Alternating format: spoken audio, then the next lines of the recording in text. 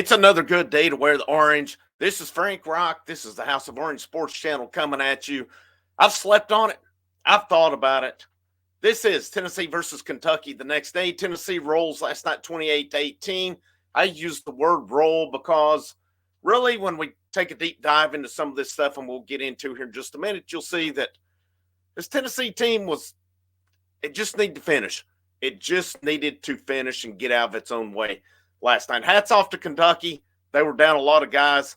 They made it a game last night. Hats off to them because this is one that was favored. Tennessee would roll, win big in it. It was a close game. I think the score, I don't know if the score was indicative of the game, as I thought Tennessee was in control for a lot of it. But still, yeah, Kentucky, got to give them some credit for how they played. But you know what? Little brother will always be little brother when it boils down to it. Make sure you hit the thumbs up.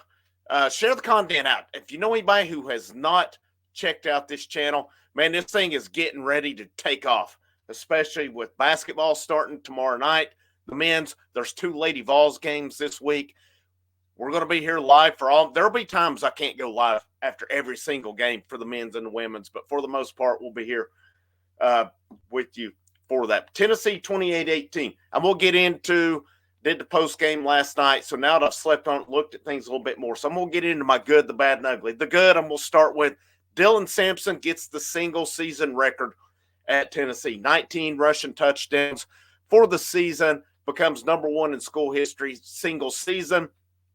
Based on the pace he's at with 4 games to go, he's within 5 of the all-time rushing record. That is very, very achievable. Very achievable at this point. I would expect at the end of this season, Dylan Sampson will be Tennessee's all-time touchdown leader. Now, where would he stack up in terms of the all-time greats? I think that's a good debate to have for another day. I'm not going to debate it right now. But Dylan Sampson's a guy having a heck of a season. He's not finished. This will be, I'm pretty sure this will be his last year on Rocky Tops. He'll be off to the draft after this year. But, Sampson last night on the night went 27 carries, 143 yards, 2 touchdowns on the night. A good night for him. Now, I am going to bring him up again here in just a minute as I get to the bad on some. Nico, I thought Nico was on last night. I thought Nico had a really good game last night. His numbers on tonight, 28 out of 38, 292, 1 touchdown. He had 7 carries for 22 yards as well. So he had over 300 yards of total offense last night. And if his offense helps him out, if his receivers and tight end, which they did help him out, don't get me wrong, but if the passes that were caught, should have been caught, were caught, Nico is 31 out of 38 for over 400 yards and 4 touchdowns. If and but, so we can go on about that all day long. I thought Nico played a really good game. I thought he was in control. I thought his arm looked live last night. He was throwing darts last night. He took 2 sacks, but you know what? At the same time, he didn't turn the ball over. He didn't make a hasty decision and just throw the ball up or anything. He took his sack and went for it. Is it frustrating? Yes. You can't put it all on him. Sometimes there was one of them I thought was more on him, but I never saw to see who was open, what the routes were. There was another time I thought he didn't have as much time. He did escape some pressure. I thought overall, I thought he played a really good game. And I'm going to bring up another one. One play of his, 3rd down conversion on the drive that put Tennessee up 28-18. I think it was 3rd and 7. Nico rolls out of the pocket. That throw to Dante Thornton, great throw, great catch. It had to be precise. Nico puts it on the money, throws it low. Thornton dives. That is a phenomenal throw, a phenomenal catch. That was awesome. That was just awesome. That's where people go on about Nico's talent, throws like that. And again, credit to Dante Thornton for making that catch. That's a hell of a catch right there. Miles Kitselman, 6 receptions, 97 yards last night. He did drop one, but that's the one of the 3 I didn't have as much of a problem with because he's got the ball here. He gets hit. That would be a tough one to hold on to, just based on how he was hit and where he had it. Honestly, he would probably tell you he should have caught it, but that's of the three that I mentioned earlier. That's the one I don't have as much of a problem with. The good to me, I'll close it out. The offense, I thought the line was decent last night. I mean, Tennessee went for 185 on the ground. That's a pretty good night. That's a pretty good night against an SEC defense. The Kentucky team had given up more, but Tennessee was still 472 last night. That's pretty good to me. Fourth quarter offense, Tennessee was on the field for a pretty good amount of time. That drive they took over with, let me get back to that here. They took over with, hang on, I had it here just a second ago. 10:09 left in the game, and then it ended at 4:55 to make it 28-18. That's a pretty efficient, that's an over a 5-minute drive to ice the game. 13 plays, 91 yards, 5 minutes, 14 seconds. That's big boy football. I use that. That is called putting your foots on their throats and not letting off on that drive. They went down the field, got Dylan Sampson his touchdown, ended that football game. That was how you do it right there. Big time for them. Let me see where we're at here.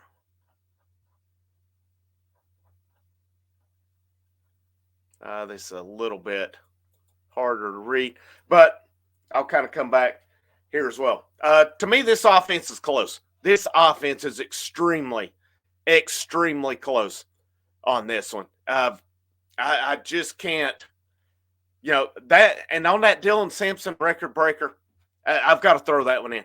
How cool was that? The whole team pushed in, and Nico come up and put a lick on number 9 for Kentucky, and he was pushing. He was a big part of that push on that play. That was awesome. That was a team touchdown, and a guy who deserved it.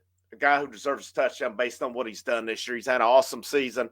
But fourth quarter offense, and that's how you finish it off. Perfect. The defense. So in the first quarter, Kentucky got 161 yards of offense. The rest of the game, Kentucky went for 198. The second quarter, 49 yards. Third quarter, they did amp it up a little bit, had 111 yards. The fourth quarter, though, Tennessee's defense gave up 38 yards. 38 yards. Time of possession on that was under 5 minutes. That is how you finish a football game right there. Tennessee's defense, over the course of the final 3 quarters, gave up just a little bit more than they gave up in the first quarter. Kentucky hit them for some big plays in the first quarter. I mean, they went back down, got a touchdown in the third quarter. You got to give the Kentucky receivers credit on the touchdown and the 2-point conversion on that one. I mean, it was the throws were put perfectly where they need to be. Kentucky's guys made the plays. Sometimes you got to tip your cap on that one. But Tennessee's defense shut them down in that fourth quarter. They had 4 sacks on the night. They did give up over 160 yards. I'll talk about that here in a minute. But this defense, man, they continue to do their thing. That to me is the good. And if I forgot something, leave me a comment on that as well. The bad, 3 touchdown drops. I say this offense is close. If they ever get in sync, this thing's got to roll. But you had Chris Brazzell. That's a drop. That's a drop. He's got to catch that one. Kitzelman, again, I mentioned that one. That, to me, is the one of the 3 I don't have as much of a problem with. It was a good throw. The Kentucky guy was honestly, to me, just right there to make that play and that hit perfectly, especially where Kitzelman put it. And then Nimrod's drop. I'm going to talk about that one again here in a minute. 2 weeks in a row, 2 games in a row, Dylan Sampson has fumbled now. He was pulled out. I hadn't seen anything on Deshaun Bishop. I've honestly not read any post-game reports from VolQuester 24/7 or anywhere else right now. So I've not heard anything on Deshaun Bishop, but Peyton Lewis come in. I should have put him to good. He come in 8 carries, 24 yards, got him a touchdown last night. That was good to see for Peyton Lewis. That's got to give him some confidence along the way. But if Sampson's fumbles, they pulled him out after that. So, and then I put this in the bad. Really, it was kind of a couple plays, and Tennessee was pretty good, but they gave up 168 yards rushing last night. I don't know. I think bad's probably a little harsh on that, so I don't know that I would go bad, but I wouldn't put that in the good either. I guess they've just set that bar at this point. But, after the first quarter, though, you take out that 50-yard play, 111 yards given up over the lap for the rest of the game. I don't know. Like I said, I wouldn't really put that in the bad, but I'd put it in that close to average, maybe not. The ugly. I mentioned it, man. Chaz Nimrod's drop. Chaz Nimrod's got to step up, man. He made a couple good plays last night, and then that's a perfect seam. That's a perfect throw. You've got to catch that one. He could have still been running on that. That is a perfect throw. These receivers have got to help Nico out. Each week, they're having too many drops. And I don't know what needs to happen here. If we need to fix the rotation. A lot of you said it in the post-game last night, and I agree. I want to see more Mike Matthews. I don't need to see the same guys dropping passes out of that slot that are dropping. Nimrod, Squirrel White. The Squirrel didn't last night, but Squirrel's had plenty of drops. Brazel's had his share of drops this year. I mean, to me, Brew and Thornton are your two reliable guys. I mean, they've had drops too along the way, but they're your two most consistent, in my opinion. But we got to see more Mike Matthews at some point. These drops, man, especially on plays like that. Nimrod's had some big drops this year in moments that could have been touchdowns or big gains. I like Nimrod as a player, don't get me wrong. I want to see Mike Matthews. And then the last on the ugly, of course, the kicking.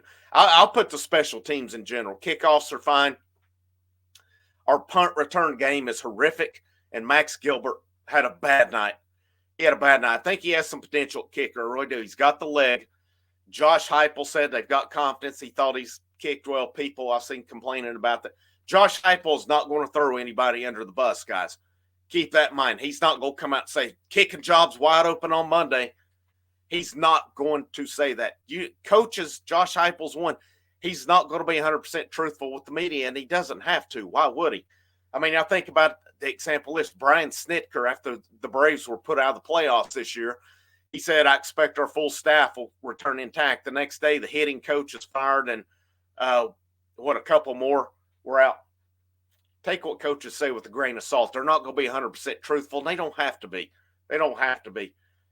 I would imagine there is some concern. But to me, the special teams this year is underperformed. I think Jackson Ross has been good at punter. I think he's done his job. The return game has been non-existent. And the kicking game, as far as field goals, has lacked some to be desired. That's going to come up and cost us at some point if we don't watch it. The Georgia game's the one I have penciled that could cost us. We need to get Max Gilbert right if he's going to be the kicker, or we need to open it up to Josh Turbyfield or JT Carver at that point. Something needs to change with that. Something needs to change with the punt return game. It is awful. I don't think we're using the right personnel. I'm not there every day. I don't like Jermon McCoy returning them. Number one, for the fact that we can't afford to lose him at corner. Number two, Squirrel White. Squirrel wasn't doing it at punt returner as well. It's just that position I don't want them at. Definitely want those guys on the field. Don't get me wrong. We've heard about Boo Carter being a dynamic returner. Put him in there and let him go. Put him in there and let him do his thing. That's been with D. Williams. To me, if you put one guy on this roster from the last couple of years that's a game changer, D. Williams. D. Williams, for me, was the one. That's a difference maker at the punt return game. But that's my good, the bad, and ugly. For Tennessee, and I'll talk about this. So Tennessee's next game, of course, next Saturday, 7 p.m., ESPN, Mississippi State. That's a game I feel Tennessee should definitely win at this point. That should put Tennessee to 8-1 going into a big one at Georgia. Got to think there's a possibility game day is there for that one. And that's been Tennessee's kryptonite is Georgia to me. That and those road games. That's the worst of two evils there. As far as playoffs goes, it was a good day for Tennessee as you had multiple. I think any teams in that 2-loss range you want loss. A&M loses to South Carolina, got annihilated last night. Clemson loses. I think that puts Clemson out. Iowa State lost. I think that puts them out. Penn State got a loss put on them. That will make it a little bit interesting when it comes down to it. SMU beat Pitt. So the ACC gets in and has a couple. Miami's undefeated. SMU one loss. They're undefeated in the conference. Pitt one loss. That was their first loss in conference. Kansas State was 7-1. They lost. Here's what you got to look at. Indiana's 9-0. Indiana plays Ohio State, and that's basically it. Indiana's probably worst case going to be 11-1. They're going to make a case, and the thing of it is they have played literally nobody. Literally nobody. Big game in the SEC this week, Ole Miss and Georgia. Lane Kiffin, James Franklin, they remind me like they're good coaches. They do their thing. They can't win the big one. Can Ole Miss do that this week? To me, I think you want Georgia to win this week, and then Tennessee gets them with one loss. That, to me, you put Ole Miss out. You don't – a two-loss Ole Miss beats Georgia, they're back in that conversation again for the playoff. I think you want as many put out as possible. If you're Tennessee, you have a chance to control your own destiny when you play Georgia next week. This thing's going to be chaos. It's going to be total chaos down the stretch, and it should be very, very interesting, to say the least. I'm going to drop some basketball content later today. I hope you'll be on the lookout for that. Tomorrow night, we'll be live directly after the Tennessee Gardner-Webb basketball game. Tuesday night, I'll be live directly after the Lady Vols Sanford basketball game. Thursday night, I'll be live directly after the Lady Vols UT Martin game. It is on. Probably won't be any live shows next weekend due to got to go back home next weekend. Do get to go to the Orange and White World Series Friday night. Should be fun on that as well. But like I said earlier, man, this thing is taking off. It is amping up.